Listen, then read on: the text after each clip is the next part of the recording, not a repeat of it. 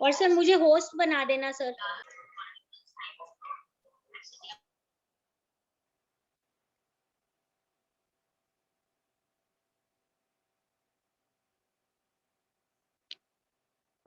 Good morning, 11th class. How are you all? I hope all of you are good. So class, we are on our chapter number 1 of history from the beginning of time. So by now we have already basically had a kind of idea on the evolution phases of the human species. यानी पहले क्या थे, primates क्या थे, then hominoids क्या हुए, then उनमें से ऑस्ट्रेलोपिथिकस और होमोनिड्स कौन थे, फिर उनमें से ऑस्ट्रेलोपिथिकस कौन थे, होमो क्या थे, कहाँ से अपने को इनके एविडेंसेस मिले, how did we finally believe and accept कि हाँ ऐसा कुछ हुआ था कि ह्यूमन बीइंग्स का एवोल्यूशन हुआ था, और इस एवोल्यूशन में क्या अलग अलग फेजेस जो हैं उनसे ये they had kind of the phases they experienced, जिसमें हमने देखा उनके कितने चेंजेस आएंगे in the way you can से जो उनका स्ट्रक्चरल चेंज हुआ है। एंड स्ट्रक्चर में हमने बेसिकली उनके बॉडीली फीचर्स के बारे में बात की थी, in terms of skull, in terms of their jaw size, in terms of eyes जो है वो प्रोट्रूडिंग थी या क्या शेप हुआ, नोज की कैसे शेप हुई, हैंड्स का ग्रिपिंग पावर कैसे चेंज हुआ, and then along with that हमने ये भी किया था कि कैसे हम बोल सकते हैं कि वो मतलब चार लिम्स पे चलते थे और उसमें से बाइपेडल कैसे हुए। ठीक है, so this is what we have already done. We have also had a idea of जो हम होमो बोलते हैं, जो एकदम समवेयर जिनको हम मैन से रिलेट कर सकते हैं, उनका फाइनल डेवलपमेंट कैसे हुआ, ये सारी चीजें जो है this is what we have already done. Now we are moving on to the next aspect. जो हमारे नेक्स्ट एस्पेक्ट है, अगर हम उसकी बात कर लें तो हम नोटिस करेंगे कि इसमें हम आगे डिटेल में जाने से पहले जो हमारे हिस्टोरियंस हैं उन्होंने ह्यूमन ओरिजिन के बारे में क्या इंटरप्रेट किया है, क्या चीज समझी है कि कैसे ओरिजिन हुआ ह्यूमन बीइंग का, that is also what we should know. So generally हमने देखा है कि अर्लीस्ट एविडेंसेस, अभी तक हमने जितने भी एरिया में पढ़ा है, हम ये नोटिस करते हैं कि अफ्रीका से ही हमको एविडेंसेस मिले हैं। सो ऑब्वियसली समवेयर एक डाउट आ जाता है कि ओरिजिन जो है वो जरूर अफ्रीका में ही हुआ होगा, बट देन टोटली सारे हिस्टोरियंस ये चीज नहीं मानते हैं। तो इसीलिए इस पे एक डिबेट है, बेसिकली दो सेक्शंस में डिवाइडेड हैं हमारे हिस्टोरियंस। तो जो दो थ्योरी है वो है, एक तो रिप्लेसमेंट मॉडल है और दूसरी है रीजनल कंटिन्यूटी थ्योरी। तो अगर हम इसको थोड़ा डिटेल में करें तो जो रीजनल कंटिन्यूटी मॉडल है वो बोलते हैं कि एंशिएंट ह्यूमन या जो प्रीकर्सर्स ऑफ ह्यूमंस हैं उनका ओरिजिन मल्टीपल रीजन्स में हुआ था। ठीक है, जबकि जो रिप्लेसमेंट थ्योरी है वो बोल रहे हैं कि एक सिंगल ओरिजिन ही है इनका, जो है अफ्रीका। तो अगर हम इसी को थोड़ा डिटेल में दोनों थ्योरीज को कर लेते हैं।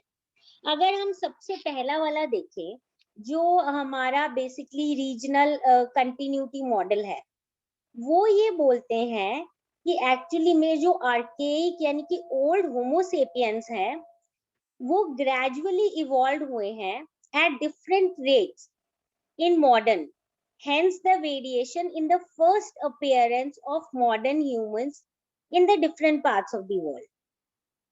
The argument is based on regional differences in the features of present day humans.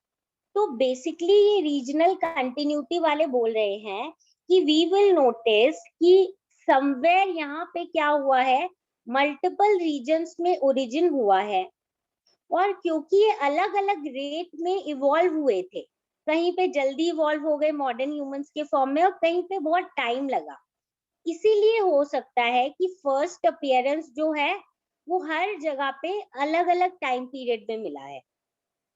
Okay, तो ये इसीलिए बोल रहे हैं कि हम इसको अगर और प्रूफ करना चाहें तो हम देखेंगे ये जो प्रेजेंट डे ह्यूमंस है ना, उनके फीचर्स में डिफरेंसेस हैं। क्यों डिफरेंसेस है? बिकॉज वो ऑब्वियसली अलग अलग जगह क्या हुए थे, ओरिजिनेट हुए थे। Okay, now I will repeat it again, please understand what they are saying. अब वी आर सेइंग कि देखो अफ्रीका में ही मिले हैं first evidences, so one group is saying कि अफ्रीका में ओरिजिन हुए हैं और वो अलग अलग एरिया में जा रहे हैं। We study about this one also. But ये वाले जो है कौन से, रीजनल कंटिन्यूटी मॉडल वाले, ये बोल रहे हैं हुआ क्या था, ओरिजिन जो है वो अलग अलग पार्ट्स में हुआ था, बट वो जिस स्पीड पे इवॉल्व हुए थे वो अलग था। यानी कि जो अफ्रीका है वहां पे कंपैरेटिवली जल्दी एवोल्यूशन हो गया था एज कंपेयर टू एशिया और यूरोप। इसीलिए हमें अलग अलग टाइम पीरियड पे उनके एविडेंसेस मिले हैं अलग एरिया में। बट अगर हम ध्यान से देखें तो उनके फीचर्स में जो है प्रेजेंट डे ह्यूमंस, उनमें डिफरेंसेस है, रीजनल डिफरेंसेस इसीलिए। But according to those who advocate this view, these similarities are due to differences between the pre-existing Homo erectus and the Homo heidelberg genesis population that occupied the same region. तो ये कह रहे हैं कि इनमें कुछ similarity है और डिफरेंसेस भी हैं।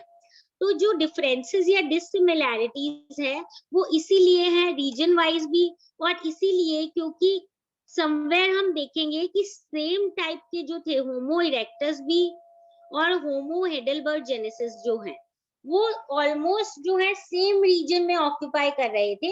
इसीलिए हम देखते हैं कि इनमें डिफरेंसेस हैं from the you can say species found in the other areas of the world. This will become more clear when we understand the second model. जो रिप्लेसमेंट मॉडल है वो ये बोलता है कि एक्चुअली में हुआ क्या था, जो older forms of human beings हैं या जो older precursor of human beings हैं उनका टोटल रिप्लेसमेंट हो गया था everywhere of all the older forms of humans. यानी वो हर जगह पे क्या हुआ, मॉडर्न ह्यूमन बीइंग्स आ गए, early forms of human beings जो हैं वो रिप्लेस हो गए थे, एक्सटिंक्ट हो गए थे और रिप्लेस हो गए थे। इस व्यू को सपोर्ट करने के लिए जो लोग हम बोलेंगे स्टडी करते हैं relating to you can say gene से रिलेटेड, जो I think you must have studied something related to genes in your science class, maybe in the previous or earlier classes में भी, तो ये टर्म तो जरूर सुना होगा। ठीक है, तो जीन्स और like we have one more term anatomy जो हम पढ़ते हैं, ये क्या होती है, this is basically related to structure of living organisms and their part. यानी जो लिविंग थिंग्स हैं उनके अंदर का कैसा स्ट्रक्चर है, उनकी हम बोल सकते हैं कि डिफरेंट ऑर्गन्स, डिफरेंट सेक्शन जो है कैसे उनका पूरा फॉर्मेशन है। तो जब इन चीज की स्टडी करते हैं तो हम देखते हैं जेनेटिकली और एनाटॉमिकली भी अगर हम देखें तो एक होमोजीनियस काइंड ऑफ कैरेक्टरिस्टिक होता है। होमोजीनियस मतलब सिमिलर सारे मॉडर्न ह्यूमन बींग्स में। तो ये कैसे हो सकता है, तो इसका मतलब यही है, इतनी सिमिलैरिटी इसका मतलब यही इसीलिए है क्योंकि ये लोग सारे के सारे एक ही कॉमन ग्रुप से निकले हुए हैं, इनके सबके डिसेंडेंट जो है वो समवेयर सेम है। So what are they saying कि they have originated to one single region, और ऑब्वियसली वो सिंगल रीजन कौन सी है, अफ्रीका है, क्योंकि हमारे पास एविडेंसेस हैं fossils of modern human beings के, हमने पढ़ा था इथोपिया में, ओमो में मिले थे। सो इससे हम प्रॉपर ज्यादा एविडेंस के साथ बोल सकते हैं कि ओरिजिन हुआ था अफ्रीका में और उसके बाद क्या हुआ, ये धीरे धीरे दूसरे एरियाज में मूव चले गए एक जगह से दूसरी जगह। स्कॉलर्स जो हैं ये बोलते हैं ठीक है फिजिकल डिफरेंसेस हैं, बट ये इसीलिए है कि जब वो नए एरिया में गए, अफ्रीका से जब एशिया में गए या यूरोप में गए, तो फिर उन्होंने उस एरिया के हिसाब से अपने को अडेप्ट किया। जब अपने को अडेप्ट किया, अपने को एडजस्ट किया, तो 1000 ऑफ इयर्स में क्या हुआ, उनके स्ट्रक्चर में भी चेंजेस आ गए। ओके, और फाइनली वो वहां पे सेटल हो गए, तो वो उस टाइप के हो गए। So now understand it in very very simple terms. Regional continuity वाले जो हैं वो बोल रहे हैं कि ओरिजिन जो है वो हर एरिया में ऑलमोस्ट जो है हुआ था, ठीक है। दैट मीन्स अफ्रीका में भी हुआ था, अपने यूरोप में भी हुआ था, एशिया में भी हुआ था। बट डिफरेंसेस इसीलिए है क्योंकि अलग अलग टाइम पे इनका जो डिफरेंट डेट्स था इवॉल्व होने का, और डिसिमिलैरिटी इसीलिए है बिकॉज ऑब्वियसली रीजनल डिफरेंसेस है। और इसके अलावा ये भी है कि अगर हम स्पेसिफिकली बात करें कि प्री एग्जिस्टिंग होमो इरेक्टस और होमो हेडलबर्जेनेसिस पॉपुलेशन जो वो सेम रीजन पे रहती थी, तो इसीलिए यहाँ पे थोड़े से जब इवॉल्व हुए तो थोड़े अलग चेंजेस आ गए, तो इसीलिए डिसिमिलैरिटी है। पर समवेयर क्या है, सेम टाइम पे नहीं हुआ इनका एवोल्यूशन, पर ओरिजिन ऐसा नहीं है कि सिर्फ अफ्रीका में हुआ था, एशिया में भी हुआ था, यूरोप में भी हुआ था, पर इवॉल्व ये लोग जो है धीरे धीरे अलग अलग फेज पे होते रहे। रिप्लेसमेंट थ्योरी बोलती है कि ओरिजिन हुआ था सिर्फ अफ्रीका में, ओरिजिन हुआ था सिर्फ अफ्रीका में, और यहाँ पे टोटली ओल्डर स्पीशीज को रिप्लेस कर रही थी न्यू स्पीशी, और फिर ये लोग क्या है यहाँ से माइग्रेट हो गए अफ्रीका से यूरोप में और एशिया में, और फिर यहाँ पे ये लोग अपने हिसाब से थोड़ा सा अडेप्ट होके क्या हो गए, चेंज हो गए। इसीलिए थोड़े चेंजेस हैं, पर अपने पास प्रूफ है कि समवेयर जो डेवलप हुए थे ये अफ्रीका में ही हुए थे। सिमिलैरिटी है जीन्स में है इनके, जो एनाटॉमी है उसमें एनाटॉमिकली भी होमोजीनियस है, जेनेटिकली भी होमोजीनियस है।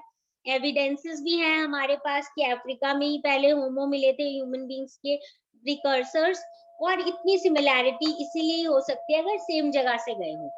और जो डिफरेंसेस है वो इसीलिए है क्योंकि भाई नई जगह में गए हैं, नया क्लाइमेट है, नया एनवायरनमेंट है, तो थाउजेंड्स ऑफ इयर्स में धीरे धीरे उस एरिया के हिसाब से इन्होंने अपने आप को क्या कर लिया था, अडेप्ट कर लिया।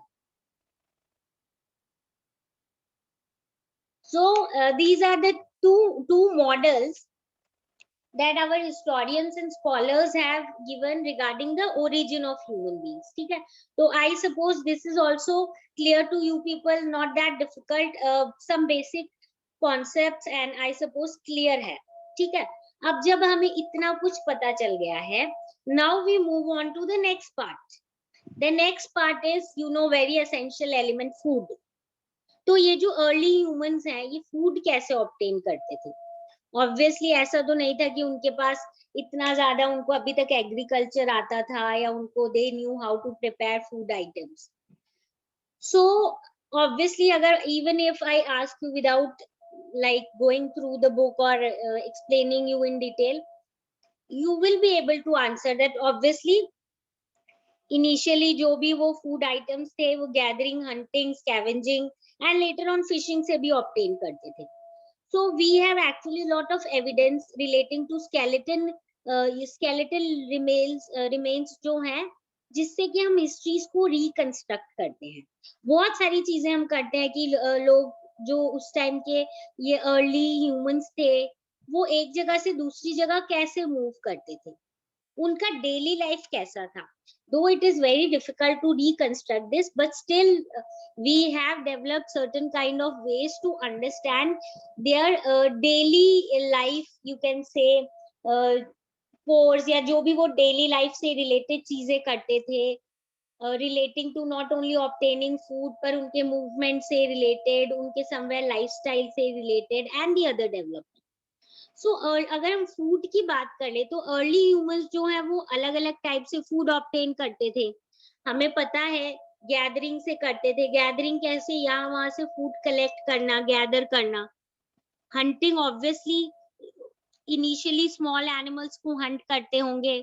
उसके बाद स्कैवेंजिंग। स्कैवेंजिंग क्या है, जो डेड रिमेन एनिमल्स पड़े हैं उन्हीं को कंज्यूम कर लेना। And slowly and gradually fishing. तो हमारे पास एविडेंसेस हैं इनके जिनसे हम बोल सकते हैं कि ऑब्वियसली ये जो हंटिंग, गैदरिंग, स्कैवेंजिंग, फिशिंग, ये सारी चीजें ये लोग यूज करते थे for obtaining food. And you can से किस तरीके से स्लोली एंड ग्रेजुअली इसमें भी इम्प्रूवमेंट आएगा, that is what we will be doing now. Basically gathering में क्या होगा, गैदरिंग में हमें पता है they will gather plant foods like seeds, nuts, berries, fruits, tubers, मतलब रूट से रिलेटेड जो भी अपने ईटेबल आइटम्स होते हैं, वो सारी चीजें ऑब्वियसली यही चीजें होंगी जो ये गैदर करते होंगे। एंड अगर हम इसी चीज को थोड़ा सा और इन टर्म्स ऑफ डिटेल करें, तो experience obviously must have told them many things, must have actually taught them many things. तो अगर हम इसी से रिलेटेड बात करें कि कैसे चीजों को इन्होंने लर्न किया होगा, ओके, वो हम वैसे तो गैदरिंग के समवेयर हम कैसे एविडेंसेस प्रूफ करेंगे, this is very difficult obviously, कि उन्होंने कुछ कलेक्ट किया, उन्होंने कंज्यूम कर लिया, हम कैसे प्रूफ कर सकते हैं। तो बहुत सारी चीजें जो है डायरेक्ट एविडेंस तो नहीं होता हमारे पास, पर हम जो इनडायरेक्ट एविडेंसेस हैं उनसे पता करते हैं। सो अपने पास फॉसिल बोन्स तो बहुत सारी हैं, फॉसिलाइज प्लांट रिमेन्स भी हैं, बट फॉसिलाइज प्लांट्स रिमेन जो है वो कंपैरेटिवली बहुत रेयर होते हैं। रेयर क्यों होते हैं, ऑब्वियसली वो डिकम्पोज हो जाते हैं इसीलिए। So only other way of getting information about plant intake is अगर कोई प्लांट जो है एक्सीडेंटली बर्न स्टेट में रह गया हो, तो इस प्रोसेस को हम बोलते हैं carbonisation. You must be having basic idea कि जब हम बोलते हैं कोई भी चीज डिकम्पोज होती है, तो हम बोलते हैं उसमें ज्यादा मॉइस्चर की जरूरत होती है एंड हीट एज वेल। तो मॉइस्चर एंड पूरा उसको डिकम्पोज होने के लिए वैसा टाइप का टेम्परेचर और वैसी कंडीशन चाहिए। तो जब कोई चीज बर्न हो जाती है ना, तो कंपैरेटिवली उसकी डिकम्पोजिंग की स्पीड बहुत ज्यादा लो हो जाती है। तो एक्सीडेंटली अगर ऐसा कुछ हुआ तो उस पे ना कार्बनाइजेशन हो जाता है, ऑब्वियसली कार्बन डेपोजिशन जैसे हो जाता है, जिसके कारण वो क्या होता है, बहुत रिजल्ट करता है, ज्यादा टाइम तक डिकम्पोज नहीं होता। So from that we can actually find out कि किस टाइप के ग्रेन्स थे, कैसे ये कंज्यूम करते थे। ओके, सो इस तरीके से ऑर्गेनिक मैटर जो है लॉन्ग टाइम स्पैन के लिए प्रिजर्व हो जाते हैं, और उसके बाद ये जो कार्बनाइज सीड है इनसे हिस्टोरियंस जो है वो स्टडी करते हैं अपनी। और बट आर्कियोलॉजिस्ट को ऐसे एविडेंसेस बहुत कम मिलते हैं। सो हम कुछ चीजें अपने यू कैन से इंटरप्रेट ऐसे ही कर सकते हैं, समझ सकते हैं अपने हिसाब से। कैसे, ऑब्वियसली ये गैदर करते होंगे, फिर अपने एक्सपीरियंस के थ्रू लर्न करते होंगे कि कोई बेरी खाई है, suppose it is not good या इट टेस्ट बैड, या उससे कुछ उनको आगे प्रॉब्लम होगी, तो वो नेक्स्ट टाइम उसको नहीं कंज्यूम करेंगे। सिमिलरली कुछ ऐसा खाया जो उनको लग रहा है हाँ इट इज गुड, तो वो नेक्स्ट टाइम से रिमेन वो they will retain it, brain तो डेवलप हो ही रहा था कि भाई ये चीज खानी चाहिए, ये चीज नहीं खानी चाहिए, ये चीज अपने इकट्ठे करके रख सकते हैं, ये चीज इस टाइप से कंज्यूम की जा सकती है, किसकी सीड कंज्यूम की जा सकती है, किसकी नहीं, किसका स्टेम पार्ट, किसका root, whatever it is, है ना। Experience must have taught them. तो स्टिल इनसे रिलेटेड जो रिमेन्स है वो अपने पास बहुत बहुत कम है, क्योंकि एक्सीडेंटली बर्न है तभी हो सकता है, otherwise it is very difficult for ये जो ऑर्गेनिक मैटर है इनका प्रिजर्व होना। और अगर प्रिजर्व हो गए हैं चार्ड फॉर्म में मतलब थोड़े से बर्न फॉर्म में अगर है, तो फिर हम थोड़ा बहुत इससे पता कर सकते हैं। अब हम नेक्स्ट अगर हंटिंग पे आ जाए, तो हम देखेंगे कि हंटिंग जो है इससे रिलेटेड हम कुछ चीजें जो है समवेयर फिर भी पता कर सकते हैं। ये सजेस्ट किया जाता है कि जो अर्ली होमोनिड्स हैं वो इनिशियली या तो स्कैवेंजर्स थे, यानी जो डेड रिमेनिंग एनिमल्स हैं ऑलरेडी उनको कंज्यूम करते थे, या फिर फॉर्जिंग मतलब सर्च करते थे फॉर मीट, मैरो, और मतलब समवेयर जो एनिमल्स की रिमेन है उनसे that have either died naturally, या फिर और किसी बड़े एनिमल ने या किसी ने उनको क्या किया है, उनको सपोज हंट करके कुछ उनको छोड़ दिया है। सो ऐसी चीजों ऐसे इनिशियली वो लोग स्कैवेंजर्स ही थे, और फॉर्ज ढूंढ के ही ये जो एनिमल रिमेन्स है इनको खाते थे। ठीक है, और इक्वली पॉसिबल है कि जो स्मॉल मैमल्स हैं, चाहे वो रॉडेंट्स हो, बर्ड्स हो, उनके एग्स वगैरह हो, इनको भी खाते हो सकता है small reptiles, insects, even termites वगैरह जो हैं, they were also eaten up by the hominids. Again, these are based on certain evidences, but still a kind of research guesswork हो जाएगा ये, ठीक है। तो उसके बाद यानी हंटिंग जो है वो नेक्स्ट फेज में डेवलप हुई। पहले हम क्लियरली बोल सकते हैं गैदरिंग थी और स्कैवेंजिंग थी, उसके बाद हमारी हंटिंग आई। हंटिंग जो है प्रोबेबली अराउंड हम देखेंगे 5 लाख ईयर्स अगो स्टार्ट हुई थी। अर्लीस्ट एविडेंस जो हम देखते हैं डेलिबरेट और प्लान हंटिंग, मतलब पूरी तरीके से प्लान करके और अच्छी तरीके से कि हम प्लान करेंगे, वो भी समवेयर लार्ज मैमल्स का जो है ये हमें 2 साइट से मिला है। एक तो सदर्न इंग्लैंड में बॉक्सग्रोव से मिला है, इसके अलावा अपने को स्पॉनिंगेन जर्मनी से मिला है, around you can say 4 lakh years around ये एविडेंसेस अपने को मिले हैं, ठीक है। उसमें भी see how do they get to know about these kind of hunting, not only on these sites, कहीं से भी एक प्लान होता है कि आस मतलब कोई एरिया है जिसके अराउंड एक बड़ा एनिमल, उसके सपोज बोन्स वोन्स पड़े हैं और उसके अराउंड जो है टूल्स ऐसे कुछ पड़े हैं कि बहुत सारे लोग जो हैं वो उन्होंने मिलके वहां पे की थी और फॉसिलाइज्ड हो गए सपोज उनके फुटप्रिंट्स एंड ऑल। इसके बाद आगे हम देखेंगे कि अपने पास केव पेंटिंग्स जैसे है कि एक बड़े एनिमल को बहुत लोग प्लान तरीके से हंट कर रहे हैं, तो एविडेंसेस के बेसिस पे हम प्रूफ करते हैं। पर जो अर्लीस्ट एविडेंसेस मिले हैं अपने को वो एक तो मिले हैं बॉक्सग्रोव इन सदर्न इंग्लैंड और स्पॉनिंगेन जर्मनी में, ठीक है, 4 लाख ईयर्स अगो के अराउंड।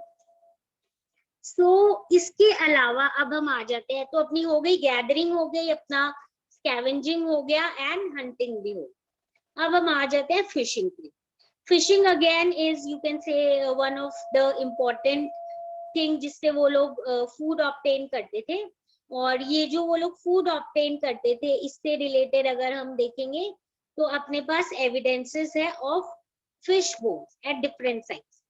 अगेन अंडरस्टैंड, अगर ऐसी जगह which is far away from any of the water body, यानी कि ट्री या कुछ ऐसी जगह के आसपास हमें केव्स वगैरह के आसपास अगर हमें फिश बोन्स मिले, इसका मतलब क्या है, वो लोग फिशिंग करके लाते थे फिर उसको कंज्यूम करते थे।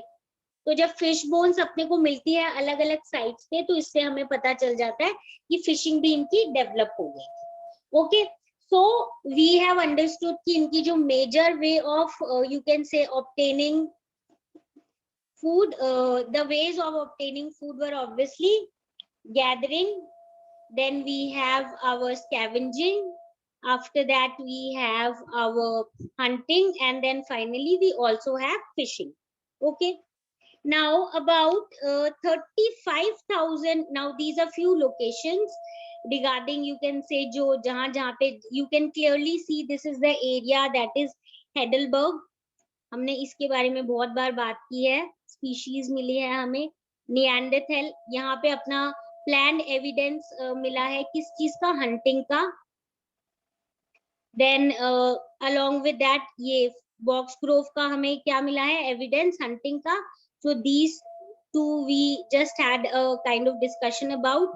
देन निएंडर वैली और हेल्डरबर्ग में हमें होमो की स्पीशीज मिली है and few other important things that are being marked there. Okay, so now moving on, we'll again do map work in detail so that later on as you can say jab map mein you will be asked some few of the places to be marked, you know it, but for time being you should know this. अच्छा, now अब देखो इसी को थोड़ा सा आगे पढ़ा लेते हैं so that we can end this topic. From about 35,000 years ago, we have evidence of planned hunting from European sites, like Czech Republic. Okay, you can see Czech Republic here on your map as well. This is Czech Republic. और इसके अलावा अपने पास basically और भी बहुत सारे evidences है। ये जो चेक रिपब्लिक है बेसिकली यहाँ पे जो एविडेंस मिला है हमें वो मिला है नियर रिवर, जहाँ पे लगता है अर्ली पीपल ने स्पेसिफिकली चूज किया था उस एरिया को वहां पे रहने के लिए और हंटिंग करने के लिए, नॉट बेसिकली रहने फॉर हंटिंग। तो ये जो एरिया है अपनी डॉलनी, यू कैन से वेस्टर्नाइज, ठीक है, इस एरिया में हम देखेंगे इट इज अज्यूम कि हर्ड्स ऑफ माइग्रेटरी एनिमल्स जैसे कि हॉर्सेस या रेंडर्स हो सकता है आते हो to cross the river during the autumn and the spring time. तो जब ये माइग्रेशन करते थे एनिमल्स क्रॉस करने के लिए रिवर, उस टाइम पे ये जो अर्ली या प्री कर्सर्स हमारे ह्यूमन बींग्स के थे, वो लोग इनको क्या करते थे, हंट कर लेते थे ऑन लार्ज स्केल। और इसका मतलब क्या है, ये जो चॉइस ऑफ साइट्स है, इससे हमें ये भी पता चलता है कि अब इन ये लोग को पता चलने लग गया था, यानी मतलब दिमाग यूज करने लग गए थे, they used their brain to understand कि मूवमेंट ऑफ एनिमल्स कैसे होता है, लार्ज एनिमल्स को हम कैसे मार सकते हैं। तो दैट मीन्स पूरी स्किल डेवलप कर रहे थे यहाँ पे। So that is why we are discussing this in detail, because ये जो डॉलनी वेस्टर्न आइस वाली एरिया है चेक रिपब्लिक में, यहाँ पे रिवर के अराउंड ऐसे लगता है डेलिबरेटली ये लोग प्लान करके हंटिंग करते थे हर्ड्स ऑफ माइग्रेटरी एनिमल्स जैसे कि रेंडियर और बर्ड्स वगैरह, सॉरी हॉर्स वगैरह का, जहाँ पे ये लोग ऑटम और स्प्रिंग माइग्रेशन के टाइम पे जब ये एनिमल्स क्रॉस करते थे रिवर, उस टाइम पे ये लोग इनकी प्लान हंटिंग करते थे, प्लान करके अच्छी तरीके से। एंड इसका मतलब इनको मूवमेंट एनिमल की ट्रेस करने आ गए थे, ये लार्ज एनिमल्स को किल भी करते थे हंटिंग के थ्रू। सो अब ये हमें पता चल गया है कि gathering, scavenging, hunting, fishing, okay, the four things gathering, scavenging, hunting and fishing develop थी, और इससे फूड ऑब्टेन करते थे अलग अलग वेज में, प्रूफ भी है हमारे पास। बट मेन और वुमेन के क्या अलग अलग रोल थे in each of this is something that we are not still sure about. क्या मेन और वुमेन इक्वली एक्टिविटीज में पार्ट लेते थे या नहीं लेते थे? तो इससे रिलेटेड जो है एग्जैक्ट एविडेंस तो अपने पास नहीं है, पर कुछ एविडेंसेस जरूर है जिनके बारे में हम इसी चैप्टर के लेटर पार्ट्स में पढ़ेंगे। Through various cave paintings and through other kind of evidences हम कुछ चीज इंटरप्रेट कर सकते हैं कि क्या मेन ही जाते थे हंटिंग पे या मेन एंड वुमेन दोनों जाते थे। So this is what we will be doing in the later part of the book.